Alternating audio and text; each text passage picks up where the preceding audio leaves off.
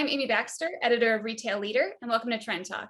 Every week on Trend Talk, we identify a retail trend and give it a deep dive with an industry insider.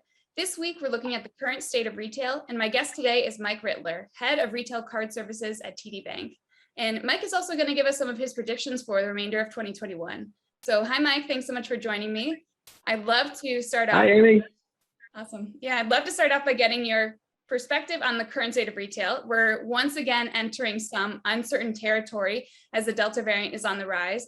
A number of retailers have recently reinstated mask mandates and others are considering updating their policies. So what are retailers facing right now, and how is the recovery being impacted by these changing conditions? Yeah, so thanks for having me, Amy. This is great. I look forward to our conversation. It's a great question. And, there's some new news out, right? I mean, retail sales for July came out and they were a little bit below expectations. Really the first time in a while that's happened. And, it's triggered some thinking in the marketplace and some things like that. It was off 1.1% in July and the expectation was 0.3. So, a little bit off from what the expectation was. But I think what's going on right now, I think you hit the nail on the head, right? There's some uncertainty with the Delta variant, what's going on there. Plus, there's a little bit of, a change in the marketplace, right? Stimulus payments are a little bit different than they've been. And there's actually a shift in consumer spending too, from, goods down to services and those types of things. As you'd expect, as you see the economy opening back up, as you see people re-engaging, in dining out, in travel and those types of things. So, I think right now what we're seeing is it's a little early to say what's going to happen with the Delta variant. There's a lot out there that says, we might see a peak of infections and hospitalizations kind of mid-September, and then it come down. And that would be good news, welcome news for everybody as we would be entering into the holiday season and everything that you expect with that. But we're going to have to keep an eye on that and see if that really happens. And I think in all cases, I don't think we'll see anything as severe as what we saw back in 2020, which is good news, right? I think we're learning how to operate and how to work and how to, deliver retail sales, retail goods, and actually re-engage with our lives, even as we learn how to live with the COVID infections. Yeah. So you sort of touched on this, but it's sort of like the $1 million question. Do you think any restrictions are going to come back? And how does this uncertainty impact consumer behavior? It's a great question. I think we're seeing some already, and some institutions are reinstating mask mandates and those types of things. But what we aren't seeing, we're not seeing places shut down, right? We're not seeing full sectors shut down, people disengaging and so forth. So I think smart preventative measures that can be put in place can be very helpful. And it's going to be really important, too, to be able to continue the trend that started during COVID, which is kind of contactless, right? And I think that's a big move. That COVID really accelerated like contactless payments and those types of things.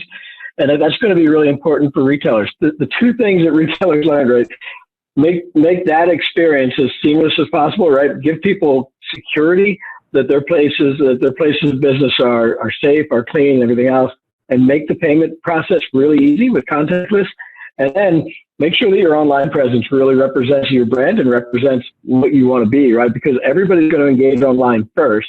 A lot of people are going to only engage online, but you want that to be a consistent experience with what they're getting in the store. So I think we'll see, the ones that have figured that out, the retailers that have figured that out, they'll continue to thrive and do well. We've got a lot of examples of those types of companies that we do business with at TD Bank. Yeah, I think you touched on something important here, which is how retailers can assure consumers that it's safe to shop. What's your best advice for retailers who are facing these uncertainties as the cases rise again and shoppers want to know that the retailers are doing what they can?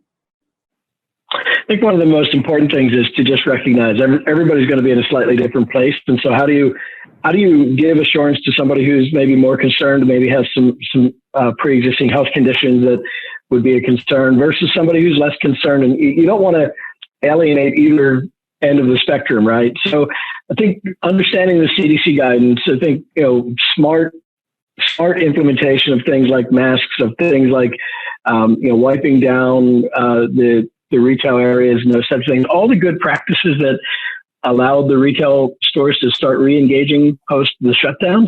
they're all going to be super important. But like I said, not so far to the extent that that it alienates the crowd that's just over and done, right? So just staying smart and doing smart things. Again, contactless is going to be really important. Your online presence is going to be really important. Even things like order online and pick up at store or curbside delivery. All of those things that took so many advances during COVID, they're going to not only continue to be important now as we're dealing with the Delta variant and everything else, they're going to be continuing into the future. Like people have, I really believe this has been like that first seismic shift that's going to finally get us to some of these technologies and some of these, ways of doing business that we've been hearing about for so long. Yeah. And it's been a long time coming, I think, certainly. And it just really ramped up since 2020. But I actually want to back up a little bit. I want to ask you about the first half of 2021.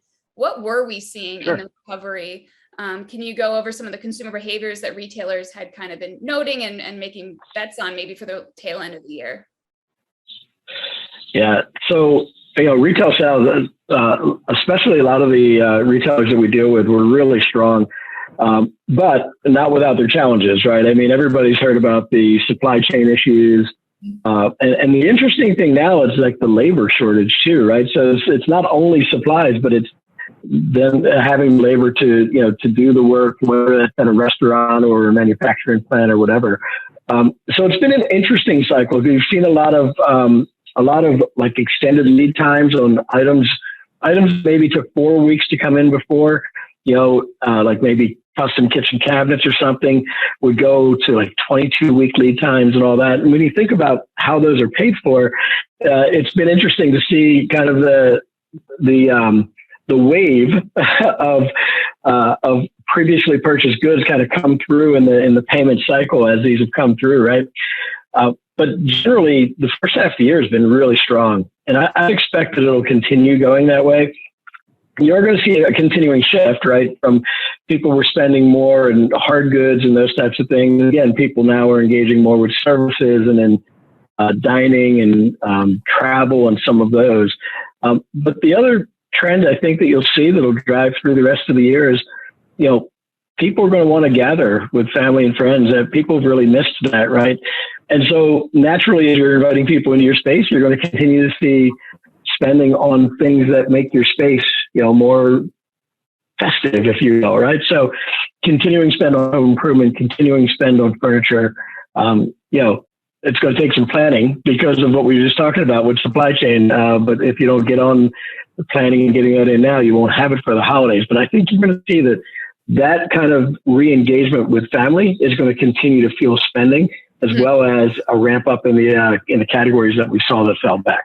Yeah, perfect. So a little bit more about the rest of 2021. Back to school shopping is kind of going on right now, and the predictions show a potential new record for spending in this season. Does that have implications for the holiday season as well?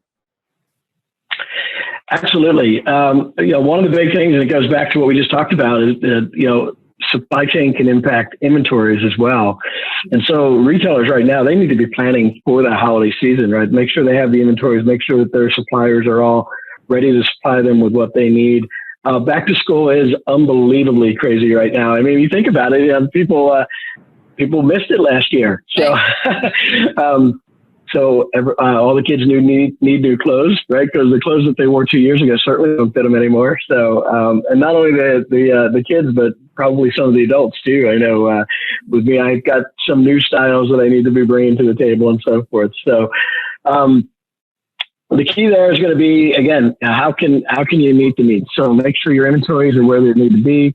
Make sure you're planning in advance, and probably planning out even sooner than you had in the past, because there may be some delays, especially with some custom things. And then the third piece too is there's still a lot of I'll call it excess liquidity, right? There's the deposit rate is highest it's been in a long time. So people have a lot of money, right? And some of it's due to stimulus, some of it's due to you just weren't spending during the pandemic and so forth.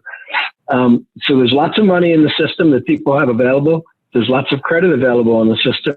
And so, how can you best use that to do the things that you want to do to re-engage in the areas you want to? Back to school is a perfect example because it's something that you missed out on last year. Yeah, and probably the same for holiday season. If people continue to gather, there's going to be bigger Absolutely. celebrations than the past year and a half. I would think so. I know I'm looking forward to some. Great. Well, thanks, Mike, so much for your time today and your insightful points. I think there's certainly no shortage of things to point to in the current state of retail, and as it's still evolving throughout the rest of this year. But that does it for us today on Trend Talk, and we'll see you back here next week with another retail trend.